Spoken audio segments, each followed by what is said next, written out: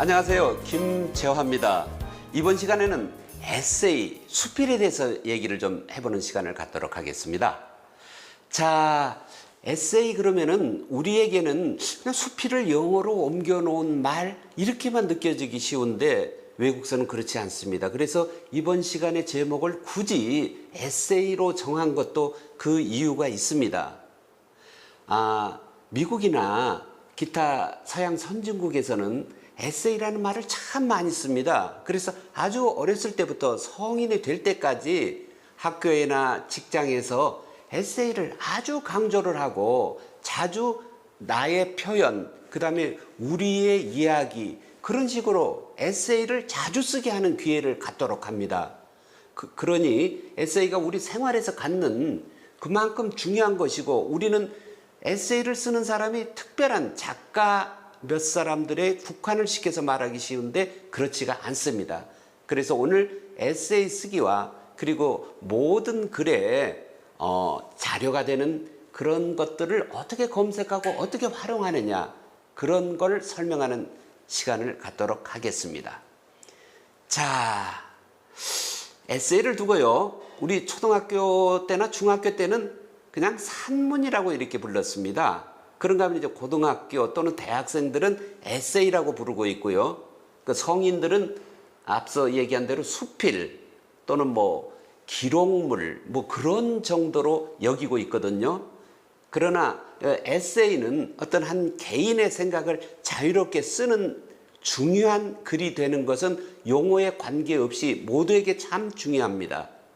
이 에세이 특징이라 하면은 개인의 갖는 생각을 아주 자연스럽게 어떤 딱딱한 틀에 얽매이지 않고 길이 또는 내용의 전개 방식, 그런 것에 구애받지 않고 써나가는 것이고요. 그 다음에 대신 주제가 한 가지나 또는 두 가지 정도로 축소가 되기 때문에 어떤 한 글을 집중적으로 얘기를 할 수가 있고, 그러면서도 가급적이면 사실에 근거를 한 소설하고 좀 다른 비허구적인 그런 산문 글이 됩니다. 그 에세이 안에는 그 글을 쓴 사람의 삶이 온통 투영되는, 짧거나 길거나 그 사람의 인생관이 그대로 읽히기 때문에 무척 중요한 글이 되는 것이죠. 자, 에세이 특징이라 그러면은 철저히 공개적이어야 합니다. 일기라는 것은 자신의 개인 기록물이면서 개인이 자기가 볼 것이지 않습니까? 그러나 에세이는 철저하게 내가 아닌 다른 사람에게 널리 읽히도록 하는 글이기 때문에 아주 공개를 염두에 미리 두어야 됩니다.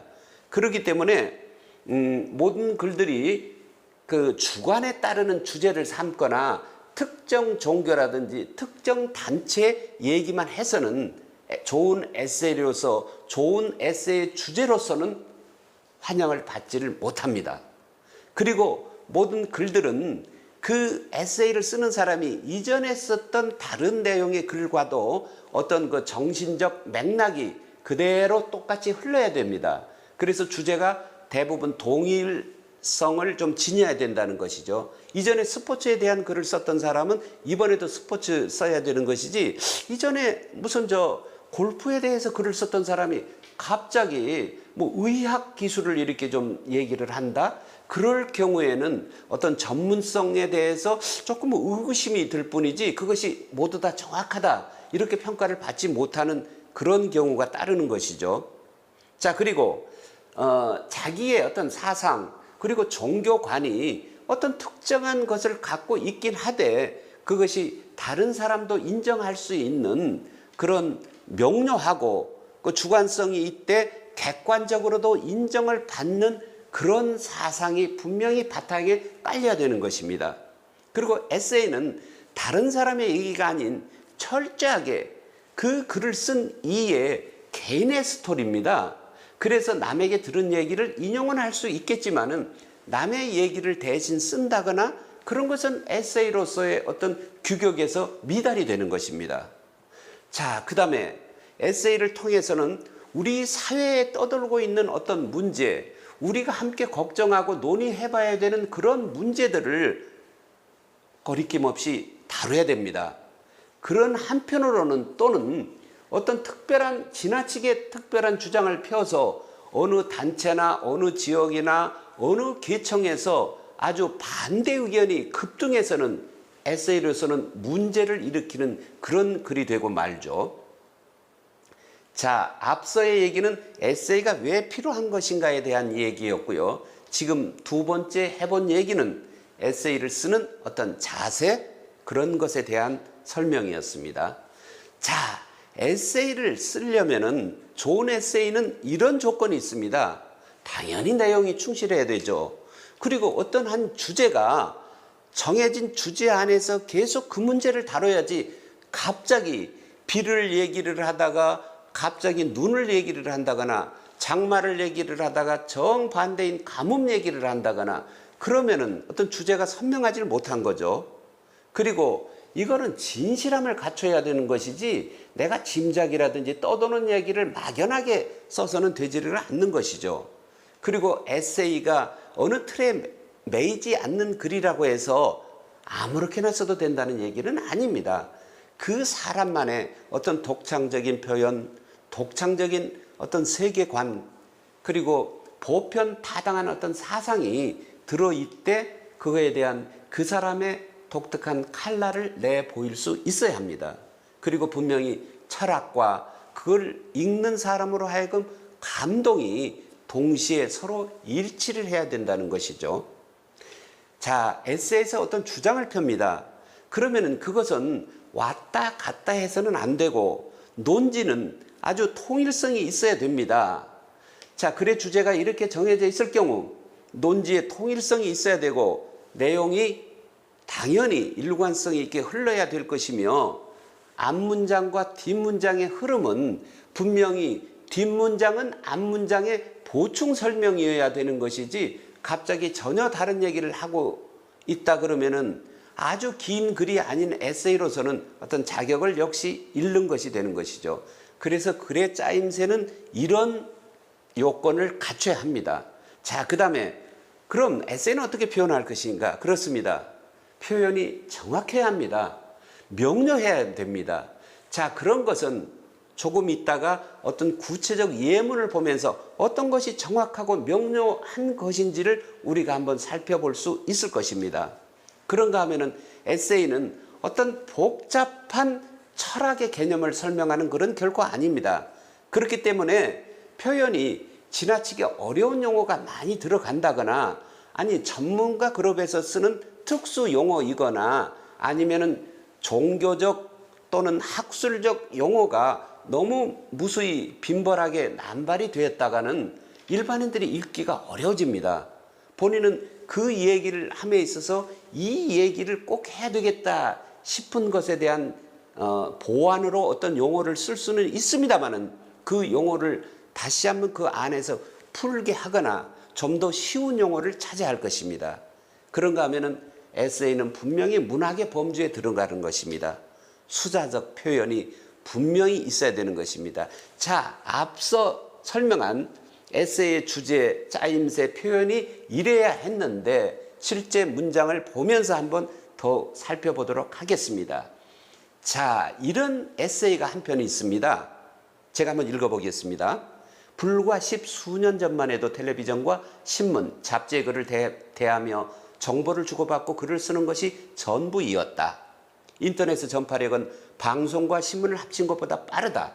우리는 지금 스마트폰이라는 작은 모바일 기기만으로도 자료를 파악하고 정보 공유는 물론 내 주장을 펼치고 있다. 미디어 매체를 몸에 지니고 다니게 된 것이다. 매체의 변화가 커뮤니케이션 방식에 영향을 주고 있으며 표현의 방식도 달라지고 있다. 지금 페이스북에 들어가 내가 오늘 한 일을 써야겠다. 카톡에 들어가 토라진 친구를 달래봐야 되겠다. 자, 그러면 뭐라고 써야 많은 사람들이 좋아하고 카톡에 내 친구가 이전의 마음으로 돌아설까? 자, 이런 수필이 한편 있다고 봅시다. 여기에서 우리가 앞서 얘기했던 좀 더 구체적인 표현이 나왔고요. 그 다음에 일상적인 우리 생활의 흐름을 쓰는 것, 그 다음에 최신의 문제거든요. 역사의 얘기를 늘어놓는다거나 미래를 상상하는 것은 에세이의 어떤 주제로서는 좀 동떨어진 것이 되기 때문에 최근의 이야기, 우리의 이야기, 우리가 공동으로 경험하는 이야기, 그 다음에 좀 더 구체적인 어떤 수치와 그 정확한 거기서 쓰고 있는 해당 용어가 등장하고 그걸 또 설명하고 있는 것이죠.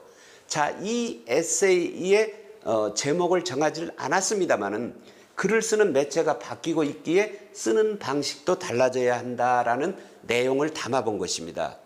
저는 얼마 전에 이런 에세이 한 편을 직접 썼습니다. 자, 제목이 다소 깁니다만은 재치 있는 말솜씨를 지니거나 분별력 있는 침묵을 지키거나. 자, 이것은 말의 중요성을 얘기를 한 것인데요. 말솜씨를 잘 갖고 있기 전에는 차라리 침묵으로 좋은 말솜씨, 글솜씨를 지닐 때까지 준비를 하자. 그런 뜻의 글들을 쭉 묶어본 것입니다.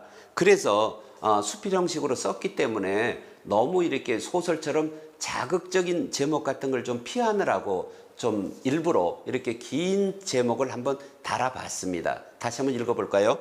재치 있는 말솜씨를 지니거나 분별력 있는 침묵을 지키거나. 제가 쓴 책이고 제가 쓴 글이기 때문에 이거에 대한 뭐 평가를 쉽게 내릴 수는 없겠습니다만은 어떤 말의 중요성, 글의 중요성을 이 제목에 이미 담았다고 생각을 합니다. 에세이는 이 글의 내용을 잠깐 보시면은 한 2페이지 정도를 넘지는 않습니다. 그래서 들통났으니 도망가시오라는 제목의 이 글도 아주 짧으면서도 함부로 남에게 어떤 말을 하지 말자, 그런 내용의 글을 쓴 것입니다. 자, 에세이 쓰기를 이 정도 마치고요. 그 다음에 우리가 이런 에세이뿐만 아니라 모든 글을 쓸 때 꼭 필요로 하는 거, 틀림없이 있어야 되는 그런 자료 검색, 그리고 그걸 활용하는 법을 얘기를 좀 해보도록 하겠습니다. 잘 생각해 보세요. 우리가 집을 한 채 지어야 합니다. 그러면은 집을 바로 내가 지금 짓고자 하는 마음이 생겼다고 바로 지을 수 있을까요? 안 됩니다. 땅이 있어야 되겠죠. 땅만 있다고 집이 만들어집니까? 거기에 벽돌이 필요하고 기둥을 세울 나무가 필요하고, 그 다음에 거기 바닥에 깔 돌멩이가 필요하고, 또 벽에 바를 흙이 필요하고, 무엇보다도 그 일을 할 목수와 미장이와 도배를 하는 분들이 다 필요합니다. 그래야만 비로소 한 채의 집이 만들어지는 것이죠. 글도 마찬가지입니다. 내가 글을 쓰려고만 하고 어떤 글을 내가 써야지 이렇게 생각만 한다고 글이 바로 거기서 쓰여지진 않잖아요. 글이라는 것은 내가 쓰고 싶어서 쓰는 글도 있습니다만은 남들이 이런 글을 써봐라, 숙제로서 또는 작품 의뢰로서 남들이 부탁을 해오는 경우가 있습니다. 그럴 때는 제가 잘 알고 있는 상식으로는 그 글을 쓰기에 좀 부족할 수가 있습니다. 그러기 위해서는, 그 글을 잘 쓰기 위해서는 거기에 합당한 소재들을 모아야 합니다. 조금 전에 집에 비유를 했듯이 벽돌을 어디서 갖고 올 것이냐, 돌멩이를 어디서 갖고 올 것이냐, 나무 기둥은 어디서 사올 것이며 어떤 색깔과 어떤 크기를 갖고 올 것인가를 일일이 다 계산을 하고 필요한 것을 미리 다 모아야 되지 않겠습니까? 글을 쓰기 위한 소재들은 이런 건축 재료와 같은 것입니다. 자, 그래서 이 글을 쓰기 위해서 어떤 것을 모을 것인가. 자, 그런데 글이라 그러면 너무 방대합니다. 그래서 에세이나 또는 여러분도 많이 하시고 계시는 블로그 포스팅, 거기에 준해서 한번 뭘 모을 것인가를 한번 생각을 해보겠습니다. 자, 블로그에 쓴다. 그리고 학교에서 숙제로서의 수필, 에세이가 필요하다. 그랬을 때는요. 자, 제가 알고 있는 내용을 가지고는 아까 부족하자고 그랬죠? 자, 그랬을 때는 내 전공과 직업과 또는 고향과 관련된 그런 글이 꼭 들어가면 좋거든요. 그렇기 때문에 그런 자료를 내가 알고 있는 것 이상으로 좀 모아야 되고요. 그 다음에 그런 내용의 글은 다른 사람이 읽어도 쉽게 이해할 수 있어야지 나만 재미있고 나만 이해가 되는 특별한 내용이다. 그거는 보편다당하지를 않습니다. 자, 그리고 무엇보다도 감동이 있어야 되겠죠. 그 감동이 있어야지 그러지 않고서는 그냥 허무맹랑하거나 또는 지나치게 평범한 내용의 소재로서는 좋은 글을 쓸 수가 없습니다. 자, 그 다음에 내가 지금 갖고 있는 물건, 내가 사려고 생각하고 있는 물건, 다른 사람이 갖고 있는데 내가 부러워하는 것들, 그런 내용의 것이 에세이나 블로그 포스팅으로서는 적합한 소재가 되는 것입니다. 또는 우리나라를 외국하고 이렇게 비교를 좀 해보고 나의 모습을 외국인 또는 외국 생활과 하고 비교를 해보려면은 외국 글도 좀 읽어야 되겠죠. 만일 외국어가 좀 서투르다 그러면은 요즘에 번역을 뭐 이렇게 거치는 방법이 있지 않습니까? 그런 거를 통해서 번역된 글이라도 많이 읽어야 될 것입니다. 그리고 무엇보다도 쓰기가 편하고 그리고 내가 말하기에 활기가 넘치는 소재가 있습니다. 그것이 바로 내 취미입니다. 내가 좋아하는 것. 그거를 쓰게 되면은 신이 납니다. 그리고 할 얘기가 그렇게 많습니다.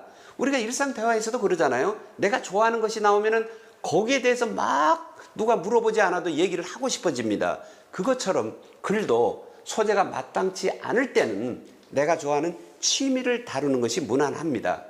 자, 그런가 하면은 다른 사람들이 재밌어 해야 되는 글을 써야 된다. 그럴 경우는 최근에 화제가 되고 있는 어떤 특별한 인물, 연예인이나 정치가나 또는 운동선수 중에서 최근에 뭐 특별한 기록을 냈다거나 특별한 작품을 만들어낸 그 사람에 대한 내 감정을 얘기를 하면은 아, 다른 사람이 나는 이렇게 생각했는데 저 사람이 이렇게 생각했구나 생각해가지고 그 사람이 아주 호기심을 갖고 대하고 그 다음에 흥미를 느끼게 됩니다. 그리고 에세이라고 해서 그리고 블로그라고 해서 국내외 정치 문제를 다루지 말라는 법은 없습니다. 내 생활과 그리고 현재 일어나고 있는 정치 상황하고 비교를 한번 해보는 것도 무방하거든요. 자, 그러려면 결국 많은 것을 모아야 합니다. 많은 것을 모아서 필요 없는 것은 안 쓰면 되는 것이니까요. 그래서 적은 소재를 가지고 큰 거를 쓰기는 분명히 힘듭니다. 자, 그 다음에 이렇게 모은 어떤 자료, 그걸 어떻게 활용할 것인가.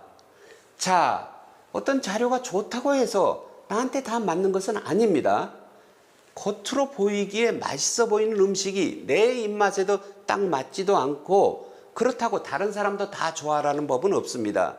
그렇기 때문에 이런 인용할 어떤 소재가 다른 사람들도 좋아할 만한 것인지 그리고 우선은 내가 그 거리를 느끼지 않는 소재인지를 한번 살펴볼 필요가 있는 것이고요. 그 다음에 남의 글이나 소재를 그대로 옮기는 것이니만큼 저작권 문제, 그걸 함부로 옮겨 써서는 안 되는 글인지 아닌지도 분명히 파악을 해봐야 됩니다. 그런가 하면은 시성이 있나 없나에 대한 얘기도 분명히 해야 됩니다. 여름에 겨울 얘기를 하거나 겨울에 여름 얘기를 하거나 이거는 좀 맞지를 않겠죠. 바로 지금 벌어지고 있는 어떤 화제에 대한 얘기를 깊이 들어가 보는 것이 필요하고요. 그 다음에 외국어, 외래어 표기를 자주 해야 되는 것인데 그것이 적당한지 너무 우리말이 있는데도 구태여 외래어를 옮겨다 쓰는 것은 아닌지 그걸 꼭 살펴봐야 됩니다. 외국어는 우리가 써서는 뭐 쓰면은 꼭 필요할 때는 써야 되겠지만은 외래어로 우리 쪽으로 와서 굳어진 외래어는 써야 되겠지만 그 말 중에서도 다른 말로 대체할 말이 있을 것입니다. 그리고 무엇보다도 어떤 이 글들이 인신공격성 글이 되지 않도록 아주 조심해야 됩니다. 남이 남을 비판한 글을 잘 썼다고 해서 내가 그대로 활용해서는 안 될 것입니다. 자, 그래서 이렇게 모은 자료를 잘 활용해야 됩니다. 구슬이 서말이라도 그렇습니다. 꿰어야 보배가 되는 것입니다. 좋은 자료, 글을 쓸 수 있는 자세는 됩니다만은 그것으로 완성은 결코 아니다 이겁니다. 자, 오늘은 에세이와 자기소개서, 이전에 이야기했던 소설, 시, 모든 것에 대한 총 마무리 설명을 한번 드려보도록 하죠. 글을 잘 쓰려면은요, 여기 1번 글을 잘 쓰라 그랬는데, 자, 이거는 무슨 얘기냐면은 제가 언어 유희, 말장난을 잠깐 해본 것입니다. 자, 헬렌 켈러 여사는 삼중고를 겪었습니다. 보지도, 읽지도, 듣지도 못했습니다. 그러나 멋진 작품을 냈습니다. 그녀는 셜리발이라는 옆에서 그를 도와주는 좋은 조수가 있었습니다. 그런 것처럼 여러분도 주변의 선생님이나 선배 또는 다른 분들한테 좋은 충고와 조언을 언제라도 많이 들어가면서 글을 완성해 보시기 바랍니다. 자, 첫 문장은 분명히 아주 쉬운 내 얘기로 시작하면 된다고 했습니다. 두려워하지 말고 일단 출발을 해 보시기 바랍니다. 글은 꼭 길어야 될 필요는 없습니다. 짧은 글부터 시작해 보시기 바랍니다. 남의 글 무조건 많이 읽어야 합니다. 나쁜 글은 내가 취하지 않으면 되는 것이니까요. 어쨌건 여러 분야의 글을 많이 읽기 바랍니다. 늘 호기심과 도전 정신을 가져야 합니다. 그래야 좋고 특별하고 남들이 깜짝 놀랄 만한 그런 글을 쓸 수 있습니다. 여러분, 메모. 저는 200의 RQ보다 오히려 2cm에 지나지 않는 이 몽당 연필의 유력을 더 잘 압니다. 꼭 메모를 해 주시기 바랍니다. 신문이나 인터넷 자주자주 뒤적여 보시기 바랍니다. 그리고 요즘에 신문을 잘 대하지 않습니다. 방송이나 인터넷으로 대신하는데요. 신문은 오래 두고 기록하기가 좋고 또는 거기에 내 생각을 깊게 해볼 수가 있는 글들이 많거든요. 그래도 신문도 많이 해보시기 바랍니다.